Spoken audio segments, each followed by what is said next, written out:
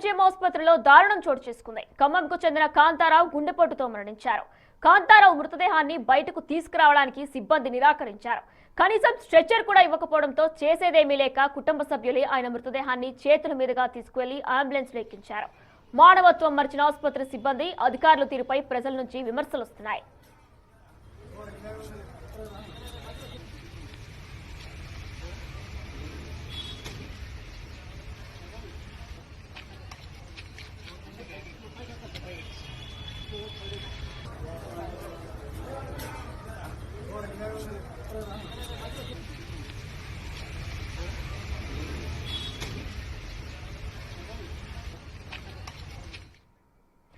MGM ఆసుపత్రిలో దారుణానికి సంబంధించిన మరింత అప్డేట్స్ మా ప్రతినిధి వేణు అందిస్తారు.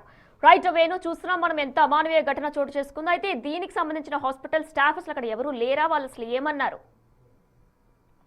నిన్న ఈ సంఘటన నిన్న సాయంత్రం జరిగిందని ప్రస్తుతం వైద్యులు చెప్తున్నారు. అయితే ఖమ్మం నుంచి హార్ట్ స్ట్రోక్ రావడంతో ఎంజిఎం తీసుకొచ్చారు. ట్రీట్మెంట్ చేస్తున్న క్రమంలోనే కాంతారావు చనిపోవడం జరిగింది. తనని పోస్ట్ మార్టం చేయాలంటూ కుటుంబ సభ్యులు కొంతమంది అడగడం, ఆ తర్వాత అవసరం లేదంటూ కూడా మరి కొంతమంది చాలా దాదాపు గంట సేపు వాళ్ళు అక్కడ లేట్ చేసినగా తెలుస్తుంది. ఈ క్రమంలోనే ఖమ్మం వరకు వెళ్ళాలి కాబట్టి అంబులెన్స్ ప్రొవైడ్ చేయండి అంటూ అక్కడ సిబ్బందికి చెప్పిన తర్వాత వాళ్ళు అంబులెన్స్ తీసుకొచ్చే తర్వాత స్ట్రెచర్ మీద అక్కడ ఉన్నటువంటి సిబ్బంది తీసుకెళ్లాల్సి ఉండగా వాళ్ళు తాత్సారం చేయడంతో అక్కడ కూడా అందుబాటులో లేదు. దీంతో సూపరింటెండెంట్ కూడా చెప్పే ప్రయత్నం చేసినా కూడా అందుబాటులోకి రావడంతో తిరిగి తన మృతిని బంధువులే చేతుల మీద మృతదేహాన్ని మోసుకుంటూ వెళ్లి అంబులెన్స్ లో ఎక్కించిన సిచ్యువేషన్. అయితే దీనిపై ఎంజిఎం వైద్యులు కూడా స్పందించారు. మేము కొద్ది సమయం వెయిట్ చేస్తే స్ట్రెచర్ పంపే వాళ్ళము, సిబ్బంది అక్కడ ఇతర పనుల్లో వెళ్లారు కాబట్టి స్ట్రెచర్ అందుబాటులో లేదని చెప్పే ప్రయత్నం చేశారు. కానీ గత కొద్ది రోజుల నుంచి కూడా అటు చిన్న చిన్న